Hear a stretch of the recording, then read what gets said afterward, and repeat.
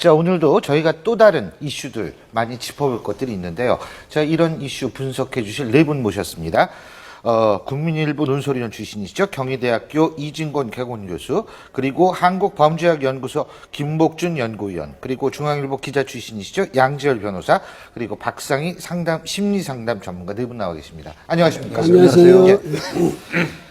자, 먼저 말해요. 말 얘기하다가 갑자기 이게 저희 지금 아직 근데 많이 상황이 변한 것 같진 않아서 저희가 이제 속보가 들어오면 말씀을 드릴 텐데, 자, 이병장 얘기 좀 잠깐 해보죠. 이 이병장 참 이게 어떻게 표현할지 모르지만 이건 참 기가 막힌 인간성을 갖고 있다라고밖에 표현이 안 되는데, 징역 30년 추가됐죠, 그죠? 추가된 게 아니라요. 검찰에서 추가해달라고 일단 구형을 한 거죠. 예, 구형을 했습니다. 그러니까 30년까지 뭘 했길래 또 30년까지 했냐라고 놀라실 분도 있을 텐데, 상습 강요 죄명이 7개예요. 강요의 강제추행의 가혹행위의 강제추행 미수의 상습 협박인데, 감방 동료에게 뭐 계속해서 뭐 너는 뚱뚱하니까 밥도 먹지 말라라고 협박을 하고, 잠을 자고 있는데 위에 올라타서 뺨을 때리고, 소리내니까 감독하는 사람들 오는데 소리내면 죽인다라고까지 위협을 한 거예요.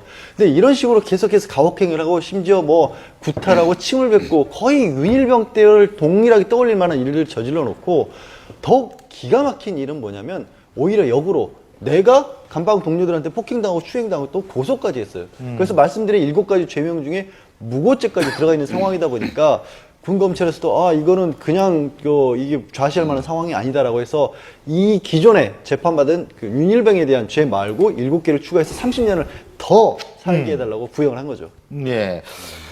김 박사님, 그 현직에, 경찰 현직에 계실 때 이런 종류의 심리 상태로 이런 종류의 잔혹성을 보인 사람을 만나본 적이 있으세요? 그거는 없는 것 같고요. 저는 이 사안을 보면서 이 사람 사이코패스 아닌가 싶어요.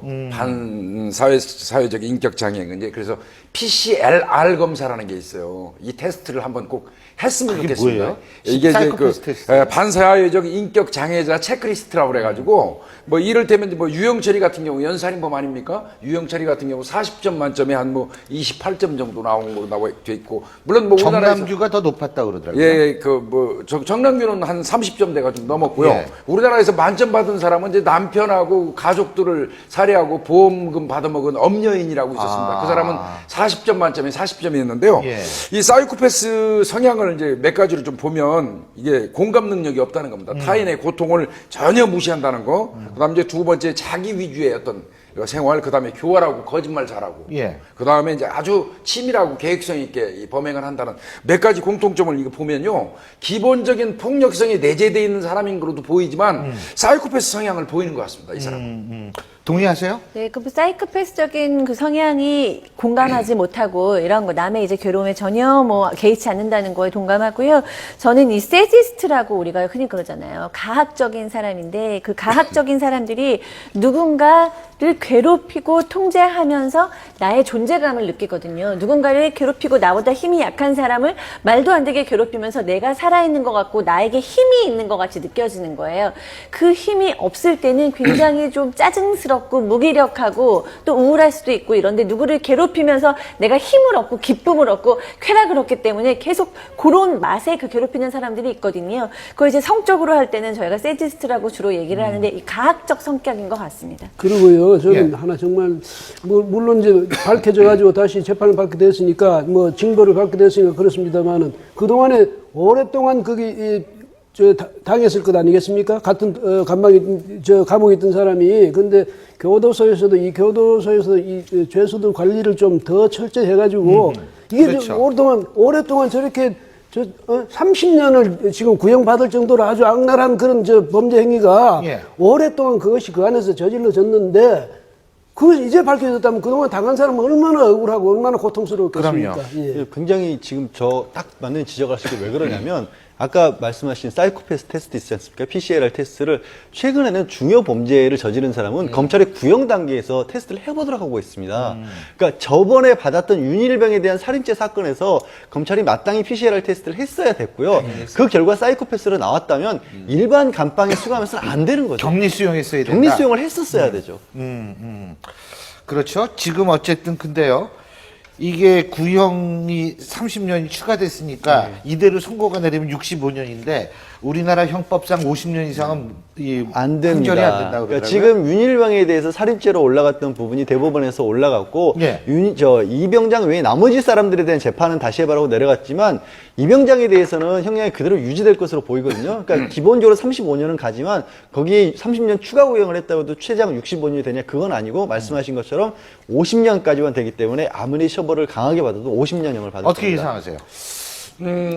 일단 35년은 아마 이제 인정이 된 것 같고요. 뭐 30년을 추가로 구형했는데 그게 다 나오진 않겠죠. 그래도 이제 뭐 20년만 하더라도 50년. 그래도 50년이니까요. 지금 이병장이 29인가 될 예, 거예요, 예. 아마? 근데 이 사람 형량 이제 그걸 떠나서요. 저는 이제 아까 교수님 말씀하신 것처럼 교정 정책이나 교정 시기 이거 문제 있습니다. 왜 그러냐면 장기수라든지 사형수 아직 뭐 우리나라에서 사형이 집행되지 않고 있기 때문에 50여 명이 넘는데요. 이 사형수나 이 저 장기수들은요. 예. 교도소 내에서 권력화됐습니다. 이제 우리는 뭐 더 이상 끝에까지 갈 데도 없으니까 예. 마음대로 하라는 식으로 그 안에서 난동 피우고 예. 다른 그 수용자들을 괴롭히고 이런 게 있거든요. 예. 그래서 이 교정 정책의 어떤 그 일정 부분 손볼 때가 되지 않았나 싶습니다. 그리고 아까 알겠습니다. 제가 예. 김 박사한테도 질문도 하고 했는데 뭐냐면 우리는 가명 없는 무기징역 이런 게 그렇죠. 없잖아요. 그런 게 없죠. 이런 게 그런 거 만들어야 없으니까 돼요. 가다 보면 또 감형되고 이러니까 저 사람들이 사실상 지금 사형제는 우리는 사형제가 폐지된 실질적 나라로 폐지국이죠. 그렇죠. 실질적 그렇게 폐지국. 되는데다가 저렇게 되니까 이제 우리 국민들이 법 감정으로도 그렇고 현실적으로도 저 사람들이 아마 저는 중형에 있어서도 별로 그 겁을 안 내는 이유가 거기도 있지 않을까 해서 예. 제도를 빨리 좀 보완하는 그런 알겠습니다.